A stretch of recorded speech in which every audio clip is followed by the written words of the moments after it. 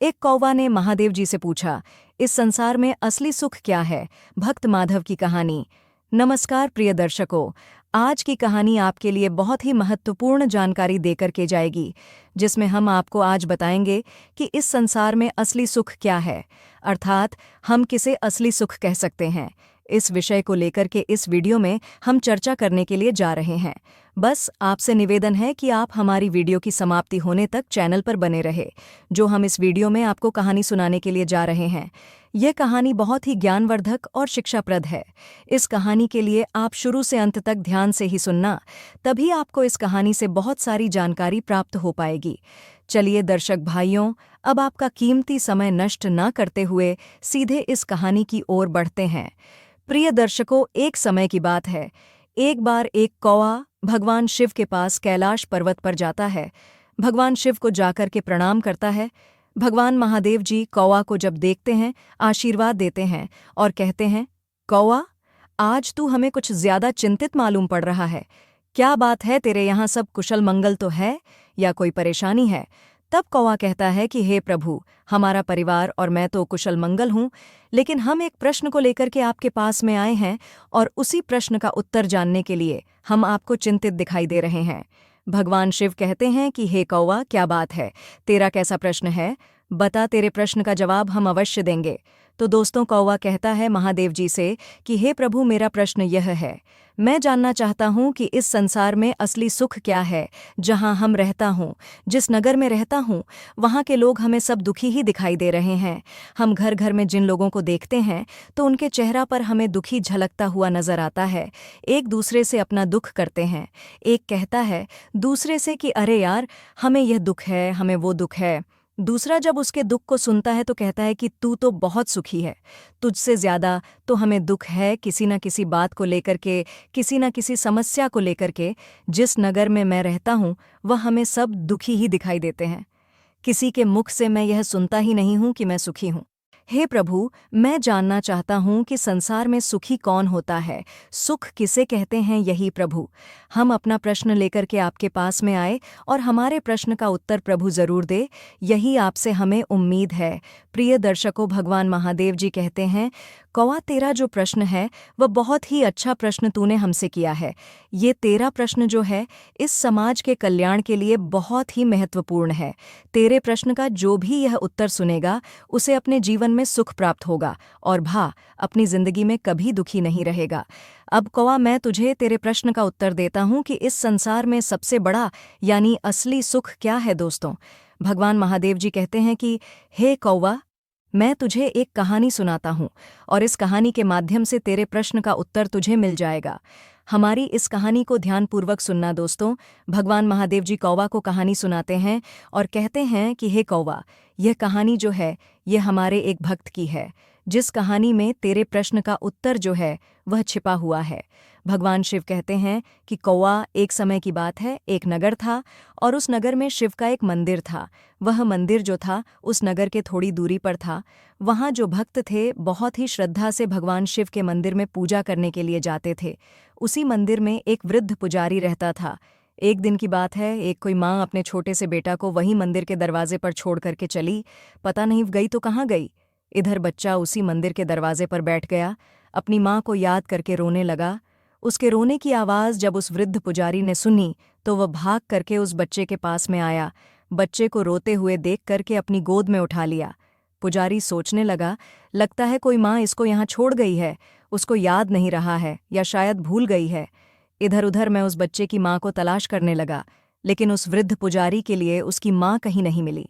फिर उसने उस बच्चे की माँ को ढूंढना आरंभ कर दिया। उस नगर में जाकर के उस बच्चे की माँ को ढूंढने लगा, लेकिन उस बच्चे की माँ उसे नहीं मिली।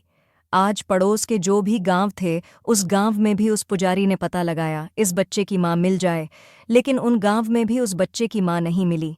अब वृद्ध पुजारी जो था बड़ा दुखी हुआ और चिंतित होने लगा। ये छोटा सा बच्चा है, ये बिना माँ के कैसे पाला जाएगा? क्योंकि इस अवस्था में इसे माँ की ज़रूरत है। माँ की ममता, माँ का प्रेम हम तो नहीं दे सकते, क्योंकि छोटी से बच्चे के लिए माँ की बहुत ज़रूरत होती है। क्या करें क्या न करें?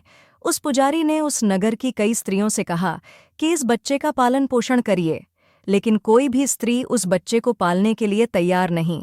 तब मैं पुजारी जो था भगवान शिव की इच्छा को समझ करके कहने लगा कि हे प्रभु, जैसी तेरी इच्छा, इस बच्चे की माँ वो कैसी है जो इस बच्चे को छोड़ करके यहाँ से चली गई। अब तूने इस बच्चे की जिम्मेदारी हमारे ऊपर ही छोड़ रखी है, तो चाहे कुछ भी हो, मैं इस बच्चे को अवश्य पालूंगा। जैसे भी होगा मैं इस बच्चे को पालूंगा। मैं इसे कहीं छोड़ नहीं सकता। अगर मैंने इसे कहीं छोड़ दिया तो इसका अपराधी मैं बन जाऊंगा। दोस्तों, भगवान महादेव जी कहते हैं कि हे कौआ भाई, वृद्ध पुजारी जो था उस बच्चे का पालन उसी मंदिर में करने लगता है। उस मंदिर के पास में उसकी एक कुटिया थी, उसी में रहता है, और उस बच्चे को भी वहीं उसने रख लिया, उसको खिलाने लगा, पिलाने लगा, पालने लगा।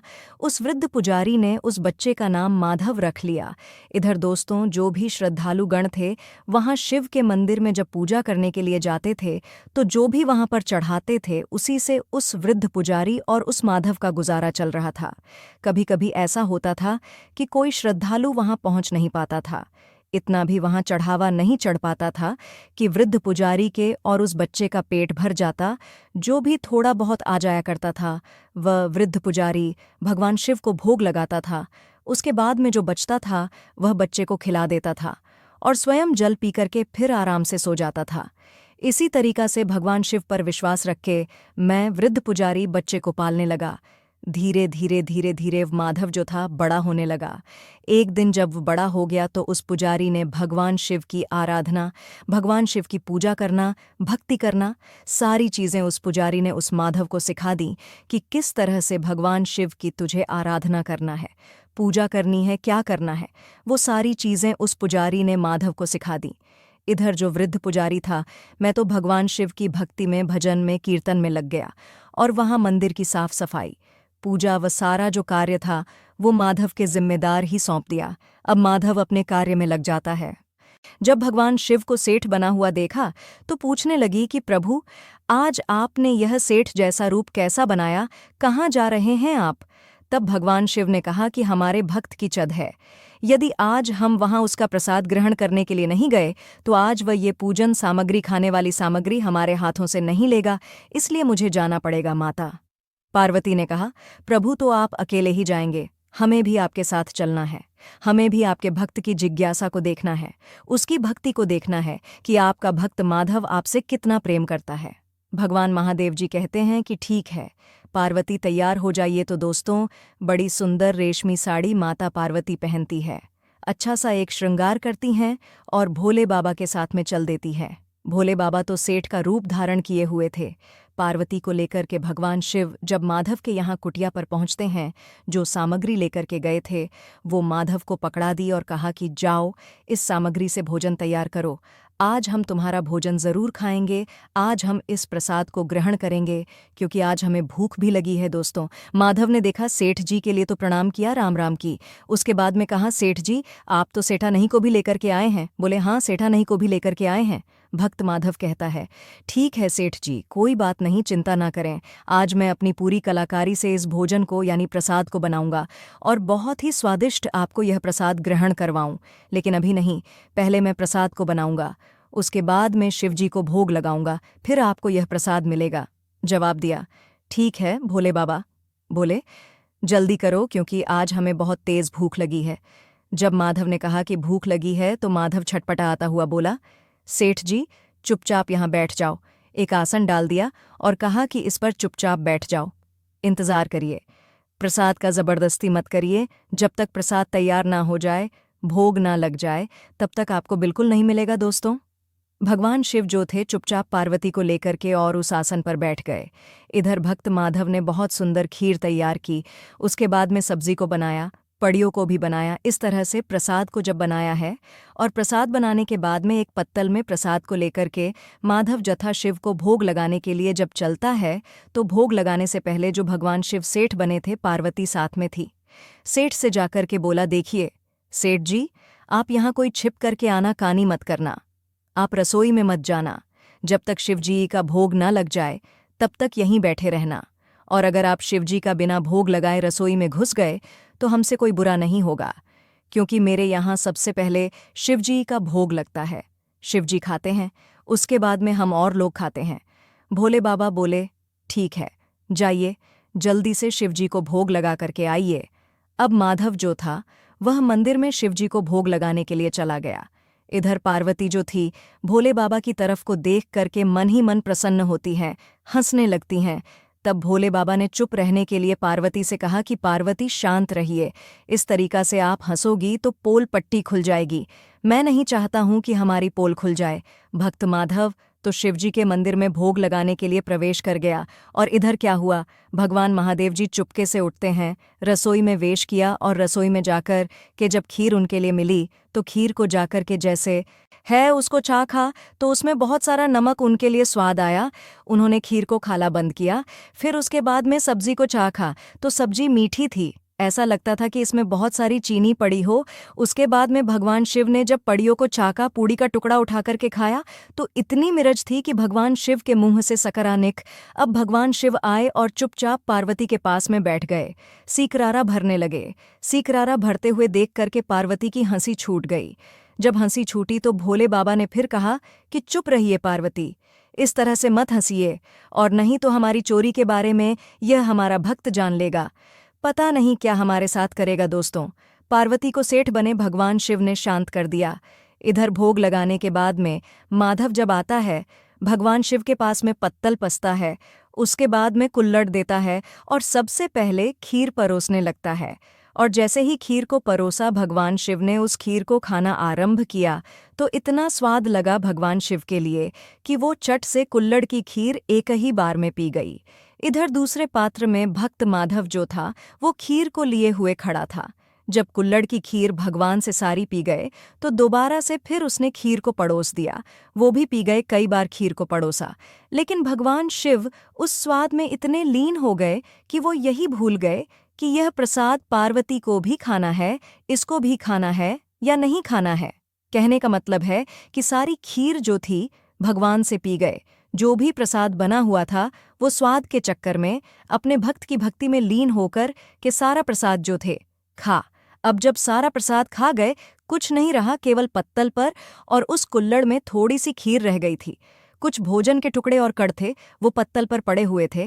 थोड़ी सी खीर कुल्हड़ में बची हुई थी, बाकी कुछ नहीं रहा था। दोस्तों, जब कुछ नहीं बचा तब भक्त माधव कहने लगा, अरे सेठ जी, आप तो सारा प्रसाद ही खा गए, अब हम शैतानी को क्या खिलाएंगे। तब भगवान महादेव जी बोले कि हे माधव, आपके प्रसाद में इतना स्वाद हमें लगा कि ऐसा स्वाद तो हमें कहीं भी नहीं लगा, और मैं स्वाद के चक्कर में यह सारा खा गया। मैं शैतानी को तो भूल ही गया इधर। तब पार्वती कहने लगी, भक्त माधव से कोई बात नहीं, आप चिंता मत करें बेटा, इनकी पत्तल कुल्हड़ में जो भी बचा है वही प्रसाद को मैं ग्रहण कर लूंगी। दोस्तों, वही हुआ। माता पार्वती ने जो कुल्हड़ में थोड़ी खीर बची हुई थी उसको जब खाया तो वो भी खीर के स्वाद में खो गई, उस भोजन के स्वाद में खो गई, क्योंकि वहाँ एक भक्त के प्रेम का प्रसाद था। उसके बाद में माता पार्वती कहती हैं भक्त माधव से कि बेटा, मैं पूर्ण तरीका से आपके प्रसाद से तृप्त हो गई, आपका प्रसाद में बहुत ही अच्छा स्वाद था। दोस्तों, अब भक्त माधव के लिए कुछ नहीं बचा था। पार्वती कहने लगी, आपके लिए तो माधव कुछ भी नहीं बचा है। भक्त माधव कहने लगा, सेठानी कोई बात नहीं, कुछ भी नहीं बचा तो इससे कोई परेशानी नहीं है। मुझे हमारे भोले बाबा के लिए भोग लग गया, आप लोगों को प्रसाद मिल गया, बस मैं इसी में खुश हूँ, इसी में सुखी हूँ और इसी से संतुष्ट हूँ।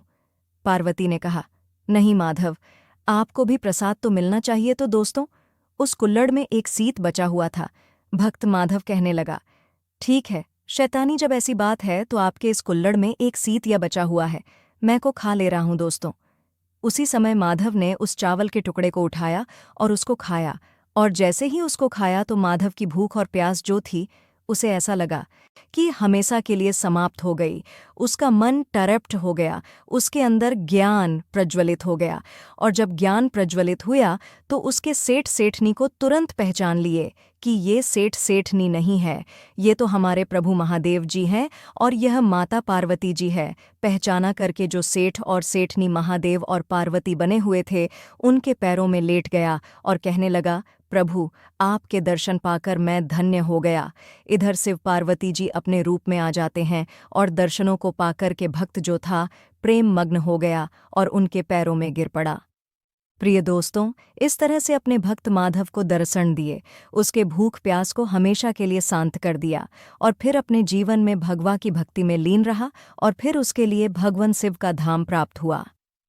मन तृप्त हो गया और उसके अंदर ज्ञान प्रज्वलित हो गया, और जब ज्ञान प्रज्वलित हुआ तो उसने सेठ सेठानी को तुरंत ही पहचान लिया कि ये सेठ सेठानी नहीं है, ये तो हमारे प्रभु भगवान महादेव देव जी हैं और यह माता पार्वती है। पहचान करके जो सेठ और सेठानी महादेव और पार्वती बने हुए थे, उनके चरणों में लेट गया और कहने लगा, प्रभु आपके दर्शन पाक के मैं धन्य हो गया। इधर भगवान शिव पार्वती अपने रूप में आते हैं। दर्शनों को पा करके भक्त जो था प्रेम मग्न हो गया और उनके ही चरणों में गिर पड़ा। प्रिय दोस्तों, इस तरह से भगवान शिव जो थे अपने भक्त माधव को दर्शन दिए, उसकी भूख प्यास को हमेशा के लिए शांत कर दिया और फिर अपने जीवन में भगवान की भक्ति में वह लीन रहा, उनके संकीर्तन में तपस्या में लीन रहा और फिर उसके लिए भगवान शिव का धाम प्राप्त हुआ। तो भगवान शिव कहते हैं कि हे कौवा, इस कहानी में तुझे तेरे प्रश्न का उत्तर तो मिल गया होगा कि इस संसार में असली सुख क्या है। कौवा कहने लगा, प्रभु वो तो मैं समझ गया हूँ, लेकिन आप ही अपने मुखारविंद से समझा दीजिए ताकि हमें पूर्ण तरीका से संतुष्टि मिल जाए कि इस संसार में असली सुख क्या है। तो भगवान से बोले कि कौआ, इस संसार में असली सुख ये है कि जिस इंसान के अंदर संतोष है, जिस इंसान के अंदर तृष्णा नहीं है, जिस इंसान के अंदर लोभ नहीं है, जिस इंसान के अंदर अधिक धन की लालसा नहीं है, जितना उसे मिल रहा है ईश्वर की इच्छा समझ करके उतने में ही उसे संपूर्ण तरीका से संतोष है, तो उसी व्यक्ति के लिए इस संसार में सबसे बड़ा सुख है और इसी के लिए सबसे बड़ा सुख कहते हैं। कहने का मतलब है कि जिस मनुष्य के अंदर पूर्ण तरह से संतोष है तो वही संसार में सबसे बड़ा सुखी है। क्योंकि हमारा भक्त जो माधव था, उसे मुझ पर विश्वास था और उसे जीवन में ना तो कभी मांगने की किसी से इच्छा हुई, फैलाने की इच्छा हुई। जो भी उसके लिए उसे जीवन में मिल गया उसी में उसने संतोष कर लिया और जो भी उसे मिला उसी में भगवान का प्रसाद बना करके भगवान का भोग लगा दिया। खुद पेट भरा हो या ना भरा हो, उसे कभी इस बात का विचार नहीं आया, कभी दुख नहीं हुआ। हमेशा वो संतोषी बन करके जिया और हमारे ऊपर विश्वास बना करके जिया, इसीलिए उसे हमारा धाम मिला। तो दोस्तों, वह कौआ अपने प्रश्न का उत्तर प्राप्त करने के बाद में भगवान को प्रणाम करता है और हंसी खुशी उसी नगर में लौट आता है। तो मित्रों, अब तो आप जान ही गए होंगे कि संसार में जो व्यक्ति संतोषी है, कहते हैं ना कि संतोष परम सुखम, संतोष ही सबसे बड़ा धन होता है और संतोष ही सबसे बड़ा सुख होता है। इसी को असली सुख कहते हैं। हमें उम्मीद है यह कहानी आपके लिए पसंद आई होगी। अगर यह कहानी आपको अच्छी लगी है, पसंद आई है, तो कमेंट बॉक्स में ज़रूर बताइएगा। हो सके तो अपने मित्रों के लिए भी शेयर कीजिएगा ताकि उन्हें भी इस तरह की जानकारी मिल पाए। अब क्षमा चाहते हैं दोस्तों, अगली मुलाकात किसी और चर्चा में होगी। आप सभी दर्शक भाइयों के लिए धन्यवाद। राधे कृष्णा। ओम नमः शिवाय। नमस्कार।